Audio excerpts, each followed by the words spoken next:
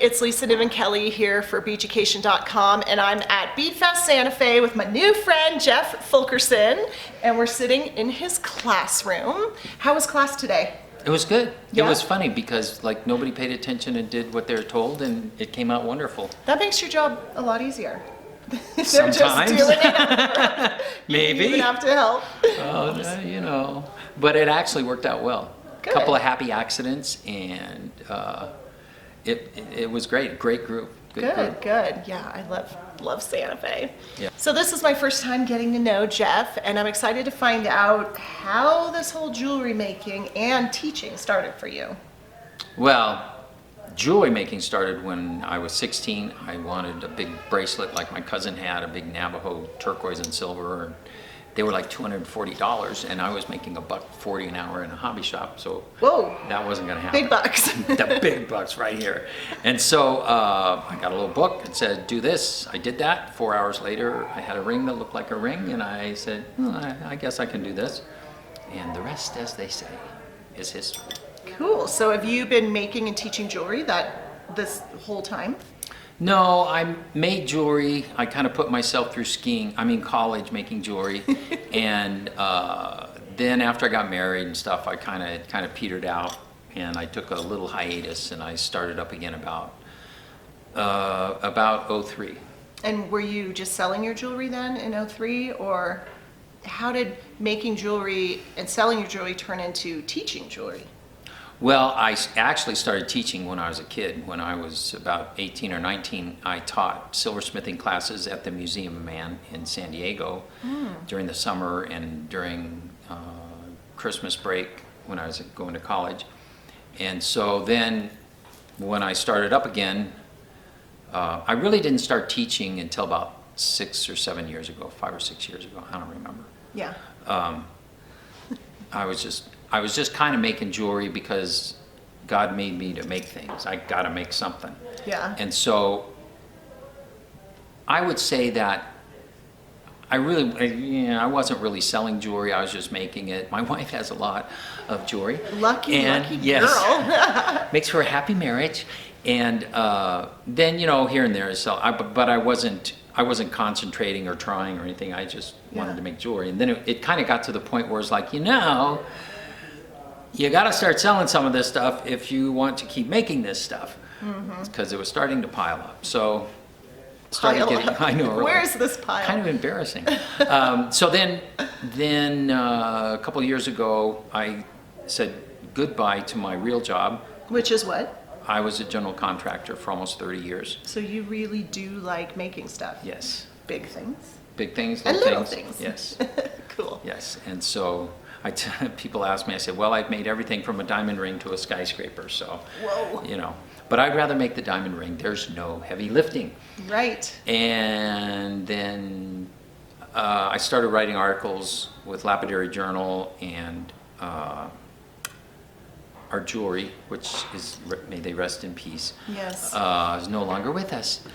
And it just kind of one thing led to another, and started teaching around, and here I are today. And you like it? You love teaching? Oh, I love teaching. I'm a big ham, and so it's, I like it. So what specifically do you get out of teaching, and also what are you hoping that your students get out of it when they come to your class? Besides the project, of course. Well, on the one hand, I wish they wouldn't get a project out of it. I wish they would learn techniques, because I could teach them so much in the way of techniques. Like the good fundamentals? Yes. That's important. But everybody, our instant society, everybody wants it now, and they want to leave class with a piece that's going to go in the Smithsonian.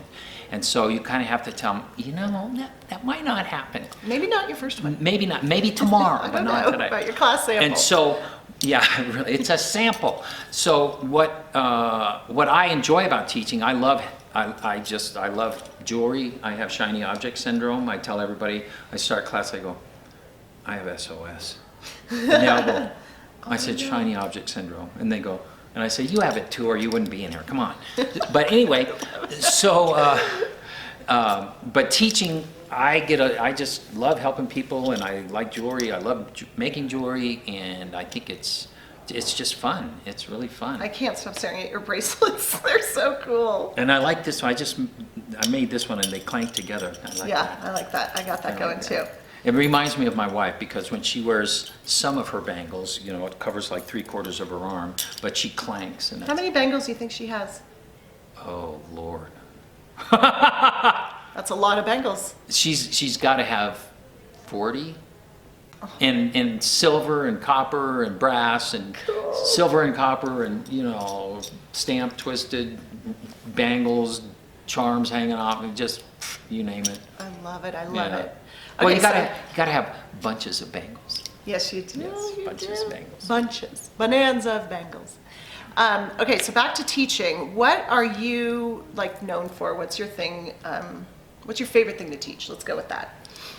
I love teaching the ring class because everybody wants a ring.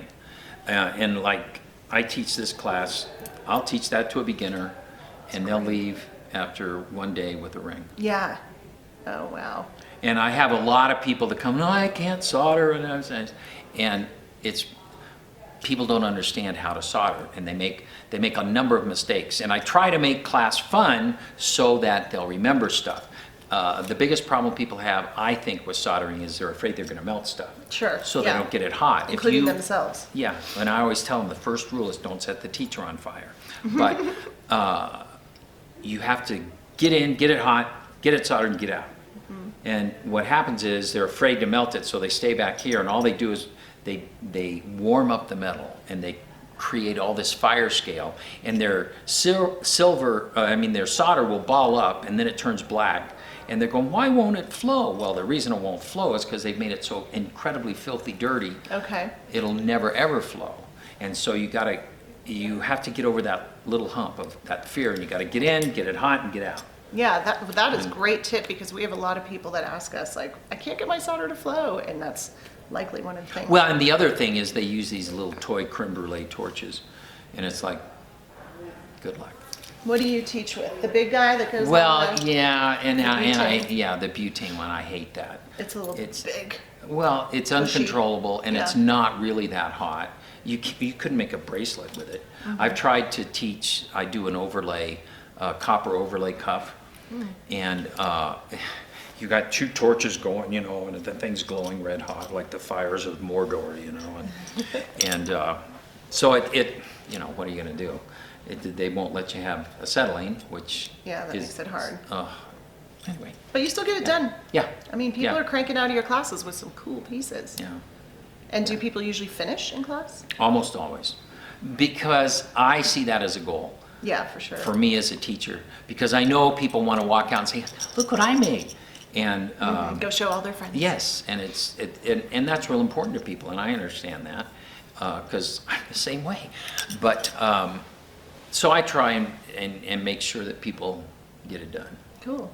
All right, that leads me into my next question, which is, when you have a student who's just starting out and really wanting to be a jewelry artist, and they need to find their own voice and find their own way, do you have any advice for them on how to find their own look? Yes, and the first thing is you do art for yourself.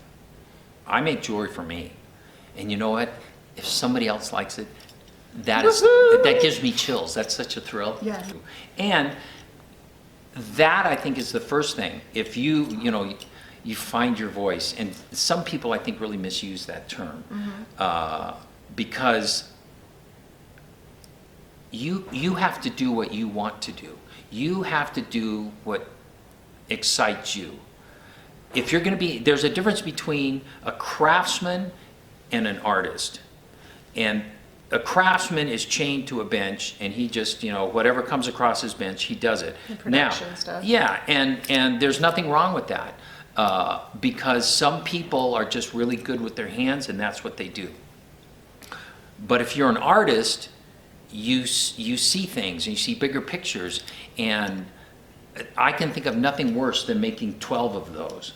Yeah. I might make 2 of them, and I might make 4 or 5 of them that are similar, but to sit down and pop out 12 of them, I'd rather poke my eye and it's just, don't want to do that.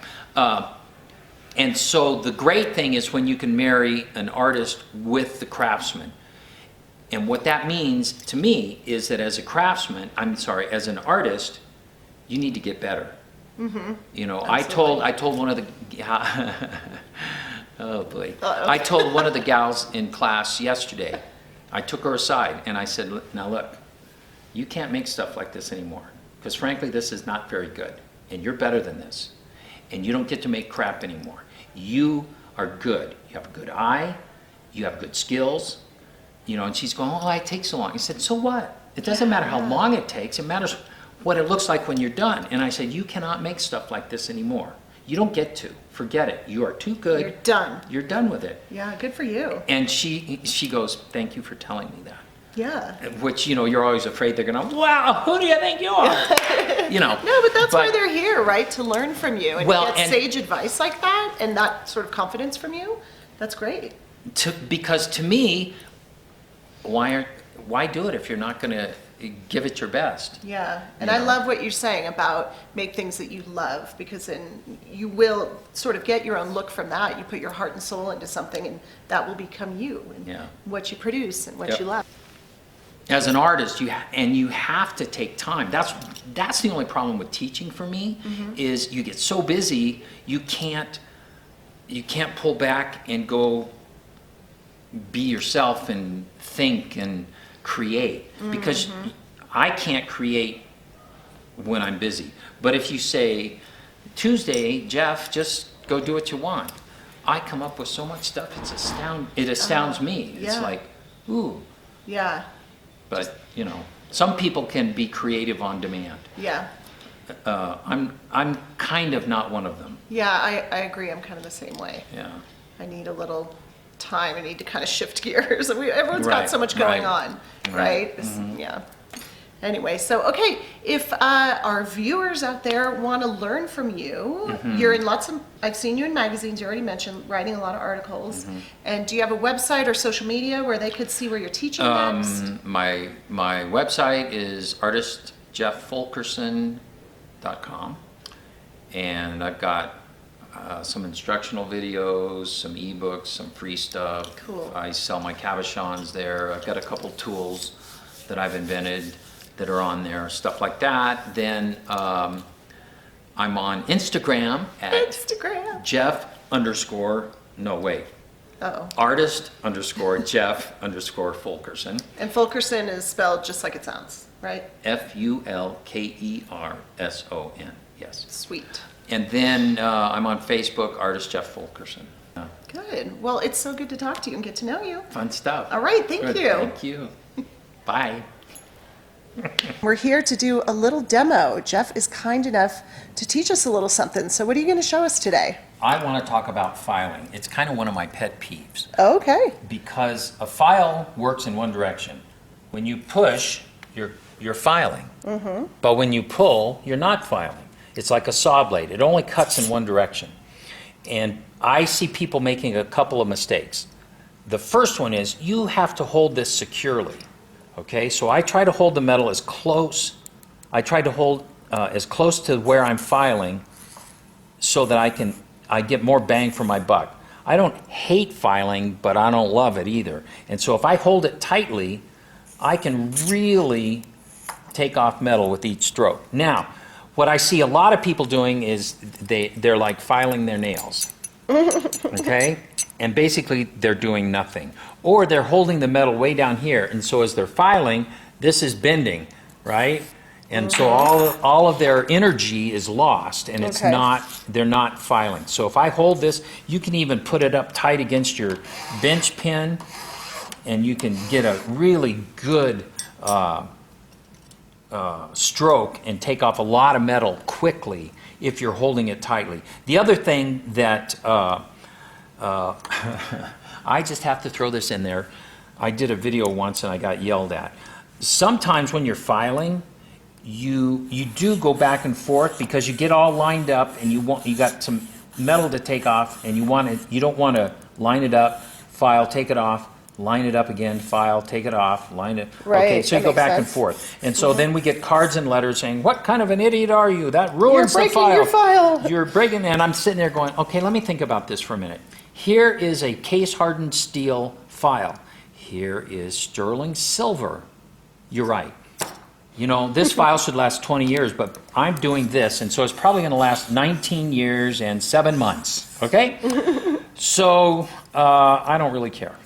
You follow me? Yeah. So anyway, long story short, with filing, pushing is filing, pulling is not. So just remember that, understand that, and then you can really take off a lot of metal. If you hold your piece tightly and securely, that I love ring clamps. Get a ring clamp. Go spend $8. Yeah, those are cool. Those are awesome. It saves your fingers and it really holds the metal So securely. your big tip is just to have a little bit of metal exposed when you're filing it. Yep, hold it tight. Hold it tight.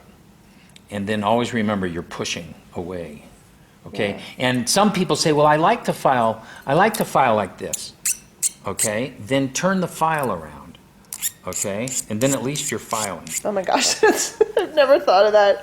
That's so easy. I know. It's like, okay. So anyway, that's my filing tip for today. Love it. Thank you so much.